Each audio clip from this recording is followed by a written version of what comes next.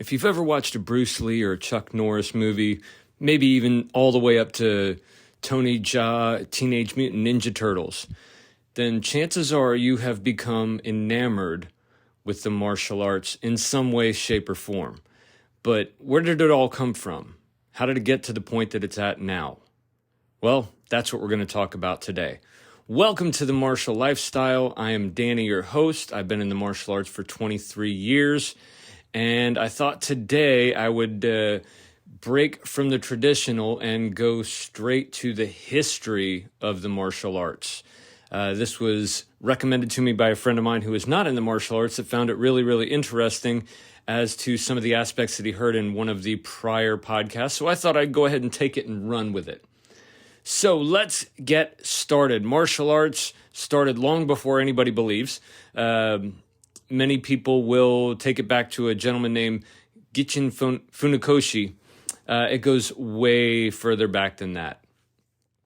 The earliest recordings of martial arts are somewhere around 2000 BC in ancient Greece, and much of that was based around the living situation with animals being ferocious and humans having to defend themselves against it.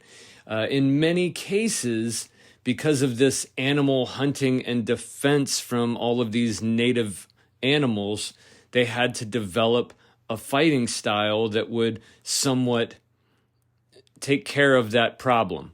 In many of those cases, they simply mimicked those animals, henceforth many of the animal styles that have been taught throughout the years, and like tiger and crane and all those animal style martial arts. That's kind of where it came from, but it wasn't just in ancient Greece. It was kind of all over regionally. So whatever native animal was their prey for dinner or was attacking at that particular spot, that's kind of what they had to base their movements on. So fast forward a few thousand years, we are in the 5th century BC, and a guy named Damo came into the picture. He was an Indian monk. He was from India, and he had gone to China where the Shaolin Temple is. And when he got there, he was incredibly upset by the fitness level and condition of the monks. They were in very, very poor health, and this upset him to the umpteenth degree. When he came in contact with them, he ended up deciding to retire, and he went up to a cave. And the rumor has it, the story as it goes, is that he meditated for 9 years in a cave. During that 9 years, he fell asleep one time. And when he woke up, he was so upset with himself for having broken his meditation that he cut his eyelids off. Now, if that ain't crazy, I don't know what is. At any rate, and the story goes on to say that the spot where his eyelids dropped after he cut them off sprung the very first tea leaves in that area. But that's a side note. He then returned to the Shaolin Temple, and what he brought with him was a huge change for them. It was a regiment of internal meditations as well as 18 different exercises. Now, these exercises were intended to teach them how to channel and disperse their chi, as well as center their mindset, their balance in life, and to direct said chi into an attack. Those 18 exercises and internal meditations became what is known as Luhan Quan, which is the Shaolin style martial arts. He is long since known as the founder of the Shaolin arts, and he also spread Zen Buddhism through China, which is kind of part of why many myths have it that martial arts are embedded in religion, specifically Buddhism. At this point, in our day and age, it has very little to do with that, with exception of some of the other places worldwide. They still practice that religious aspect to it in depth, but those are kind of the exception rather than the rule these days. At any rate, moving on, we got to fast forward a few thousand years again. In between all this is kind of being handed down from generation to generation, from family to family. And, they take on specific people that were dedicated to learning what style they were teaching. Well, it finally gets down to a gentleman named Gichin Funakoshi. And he was born in 1868. He lived until 1957. Gichin is what is known as the father of modern karate. Now, what that basically means is his belief was he wanted karate to spread. He wanted to create a larger-than-life type thing with it. He wanted to expand it across the world because he had several things that the prior warriors did not. And those several things were his philosophies around the martial arts. His philosophies were more based around becoming a better human being. So in order for him to teach you any of his art style, he needed to know that you were also abiding by those standards that he set, which we'll talk about momentarily, to become a better human being. It wasn't so much about destroying your enemy or destroying whatever animal is attacking you. It was more based around being a better human being, having better characteristics to live a better life. So he created the art called Shotokan, which is probably one of the more famous karate do traditional martial arts as far as Japanese arts go.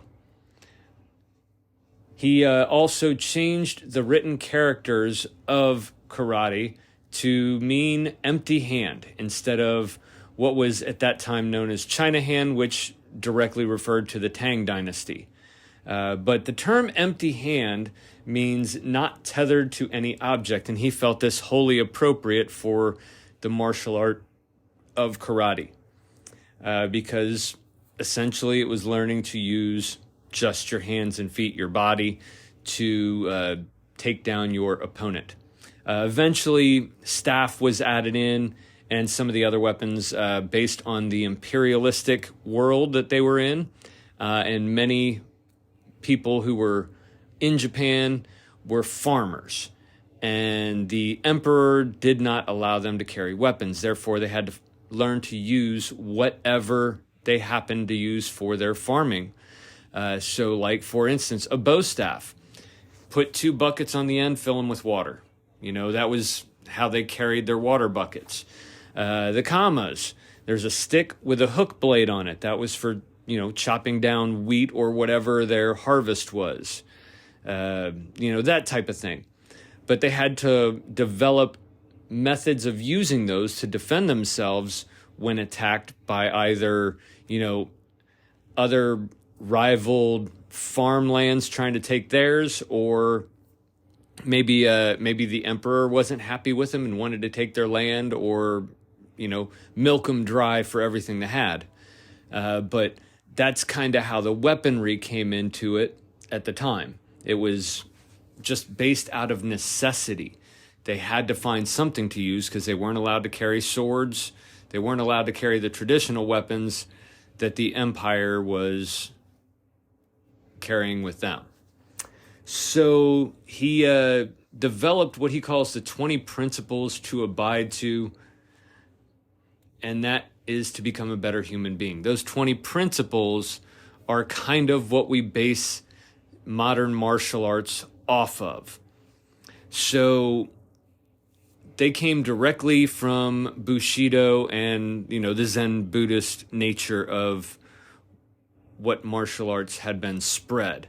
Now, originally, Funakoshi's teacher, his teachers, I should say, there were 2 of them, they were directly in line with a Chinese martial artist, which I'm assuming was directly in line with this whole Damo experience. And that kind of led down to where we're coming into the Americas and moving west, so to speak. So as it moves west, movies start coming out, and you get, people like Bruce Lee, Chuck Norris, all the greats. And those started to filter in shortly after, the American side started fighting in Korea. And in Korea, they became acquainted with Taekwondo, the Korean art. At which point, the military men were trained in this for their own self-defense, so to speak. And they began to see the value in it. Up until that point, it was pretty much seen as overly dramatic dance, which is sad to say what a lot of people will call kata these days. I don't believe that in the least bit. Even Funakoshi was a huge fan of kata. He was predominant in the kata, and that dates all the way back to Damo. There were, I think, 6 forms that they called it from Shaolin that he created to develop that chi structure and the overall physical fitness and the ability to handle both of those in balance with each other. So as it starts to move west, the movies start coming out, and that piques interest into the martial arts. People start joining these schools that the military men had come back and started because they rather enjoyed it. They found the use, the benefit from it, and they wanted to bring it back and teach. So as that started to occur, people started to filter into these schools, and they would learn things like Taekwondo and then karate, and all of these other arts started making their way west. Funakoshi is the one who started that by moving from his native land of Okinawa onto the mainland of Japan. Once he was there, he was asked to give demonstrations of his art, and all of that occurred, and people started piquing interest, and he was asked back like 2 or 3 more times. And from that point, he decided to stay there because the last time he was invited was to give a demonstration in front of the emperor and the emperor's family, which is a huge honor. So he ended up staying there and creating a school in Japan, which essentially became what is known as Shotokan Karate. Well, all these other schools start opening up thereafter, so that's why he is kind of known as the father of modern martial arts, because he's the one that kind of developed it into a club atmosphere to where it became, schools in and of themselves. It is still very, very popular over there, and I don't know for sure, but I think I heard somewhere that over there it is a mandatory class in their schooling system. You can fact check me on that. I'm not totally sure. I had heard that somewhere. I cannot prove or disprove that fact. At any rate, as the martial arts started permeating into America, it was a very serious, hard fighting art. And it became a combat sport of sorts because it was done in a ring. And Bruce Lee introduced the idea of gloves and footwear and that type of stuff for sparring so that you did not mortally wound or injure your opponent. But it was still a very, very hard-fought style. And then something happened. In the 1980s, there was a movie that came out about a kid named Daniel LaRusso. Most of you will probably know what I'm referring to. If you don't, you should really check it out. The movie was called The Karate Kid, and it was about a young teenage boy who ended up moving from his home in, I think it was, he ended up moving to California. And and he's from Reseda, but he has a run-in with a jerk martial arts school called Cobra Kai, which I'm sure the youngsters know all about right now because that is a huge TV show, kind of revamping what Cobra Kai has become. At any rate, he has a run-in. He ends up learning karate from essentially a handyman at the apartment building he was living at. And, he goes back and ends up, in the end, defeating the other students from that jerk school and, making everything right. And then there were subsequent, sequels to that. But because of that movie, I don't know why or at what point, but the whole demographic of karate changed. It went from predominantly adult, or all adult in most cases, and it started to shift to a child's activity. So this is where the state of martial arts has gone to. It started out as a combative style to defend yourself against animals that were, preying on you, or animals that you were preying on to feed your family. And it has, kind of developed its way down to what it is today through the distribution of many different art styles from many different areas of the world. And they've all kind of got their own set standard. They've all got their own style, as they call it. Some are based on ground fighting. Some are based on kicking. Some are based on punching and kicking. Some are based on grappling. Some are based on throwing. And they all came from these different regions. And then as it became a child activity, things start shifting. And as that shifted, I think a lot of adults lost sight of the actual usability in life for the martial arts. Now, we are a society that, we're not at war. We don't have a whole lot of, big conflict going on that we need to defend ourselves from on a daily basis, unless you live in some fairly bad areas, which there are. I'm not going to discount the people that do live in those situations, because yes, they do exist. But in our modern society, it seems these days we are being taught more to talk things out. And, that is a really, really good method. The best fight is the one that you don't have to fight. But where it pertains to the martial arts is those principles that Funakoshi created for becoming a better human being. And many of those are taught throughout all of the masses of martial arts schools these days, or at least should be. They're taught because as children coming into that school, parents want to know that their child is being taught, A, how to defend themselves, B, how to be respectful, C, how to discipline themselves and, do what they need to do, how to control themselves, and how to feel confident in themselves. Those are the real big premise of a parent coming into a school for the most part.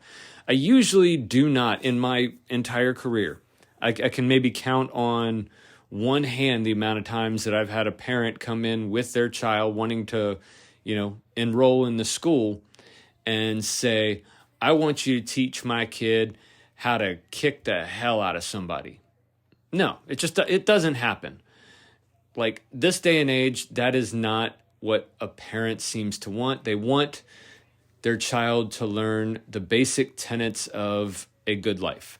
They want that higher standard for their child of respect, self-discipline, self-control, all of those wonderful character traits that I talked about in one of my previous podcasts, courtesy, loyalty, integrity, all of those things that make you a better you.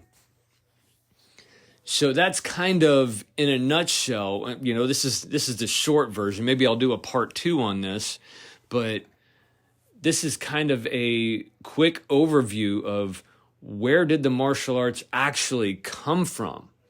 And, how did it become what it is today?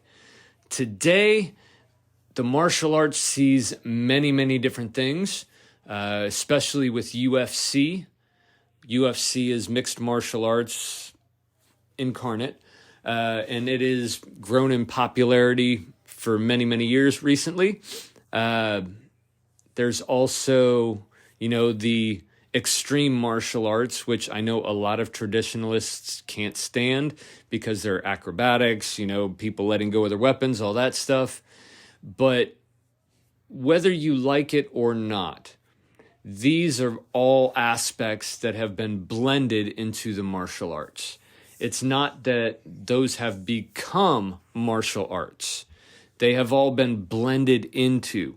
So even Bruce Lee was, famous for saying something to the effect of, take what you learn, keep what's useful, and, create whatever else you find to be handy.